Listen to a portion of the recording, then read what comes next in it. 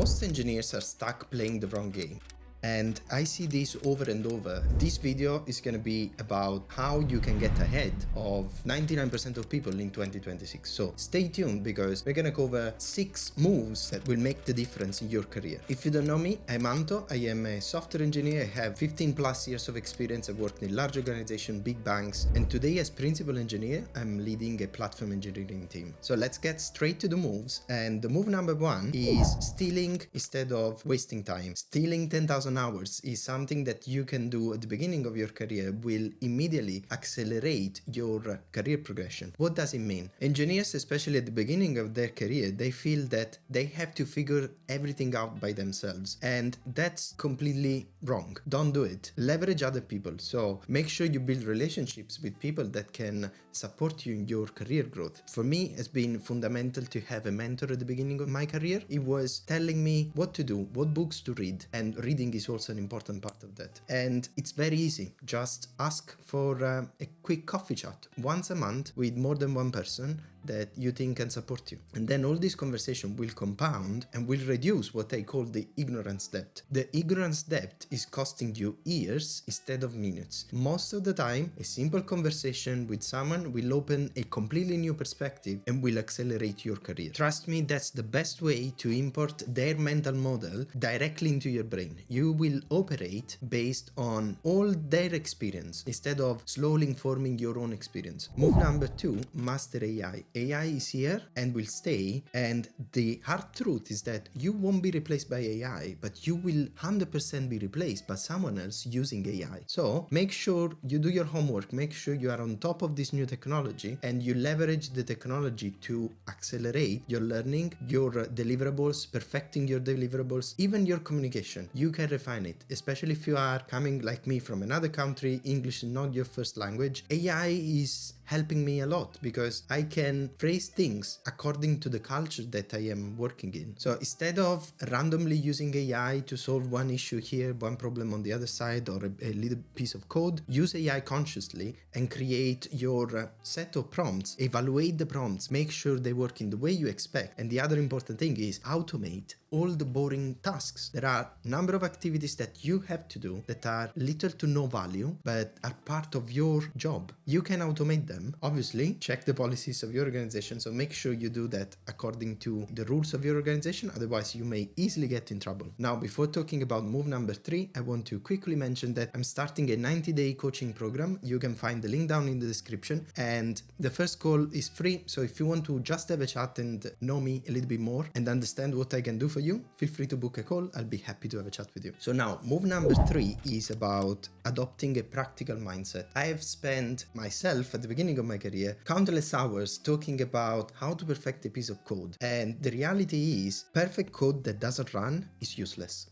and is expensive, is a waste of money, and your job is to constantly balance 2 things. You need to balance the time to market and the quality of what you are producing. Why this is important? Because again, if you have a best piece of code that has never been deployed because it's not needed anymore, or it's not solving the actual problem, it's beautiful but not solving any problem, it's a waste of money, waste of your time, waste of your talent. So the other thing is, the sooner that piece of code is serving customers, the sooner you get feedback, the sooner you can make it better. So improving the quality based on the feedback that you receive is 100% gonna help you making an even higher quality product. Most of the time, don't get stuck fixated on small issues. Deliver, learn, improve. It's much better to do that than spending weeks on one piece of code or one functionality or other things. So it's always balancing this, and this is important for your career as well. People will see that you deliver, you don't just talk. It's not just a philosophical conversation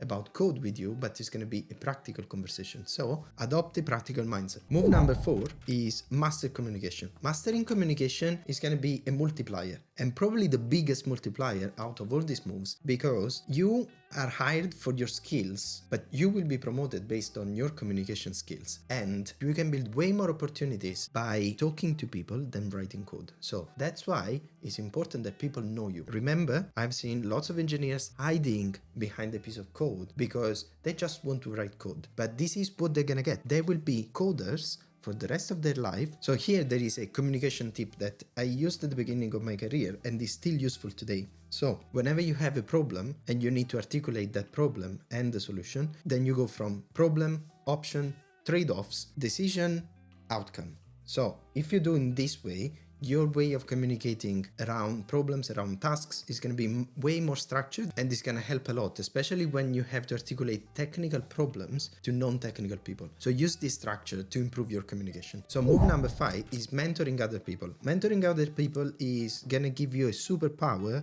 because every time you need to teach something, you are going to learn more.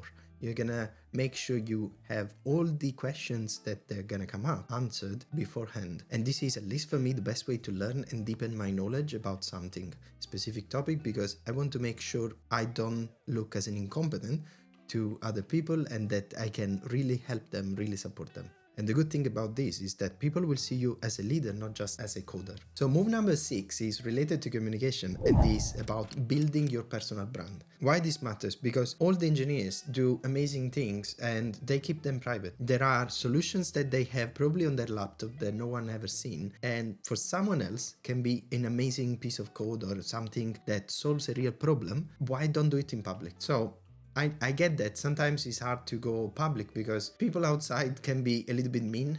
You can get comment but who cares? You don't know them. They don't know you. You are just trying to help. If someone is not happy, they can just click somewhere else. So the other important aspect is whenever you have to go public with something, you will put some extra care. Think if you are doing a blog post that you know is going to be seen by lots of people or people that you care about, are you going to spend more time writing and reading that blog post? The same is for videos. Whenever you want to do a video, and you have to organize your thoughts, and that is gonna help you also when you go back to your organization.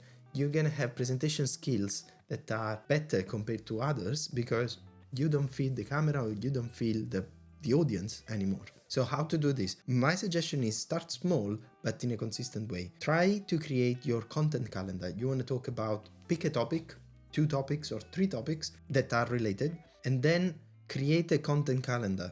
Sometimes what I found useful is also grab a book that you find useful.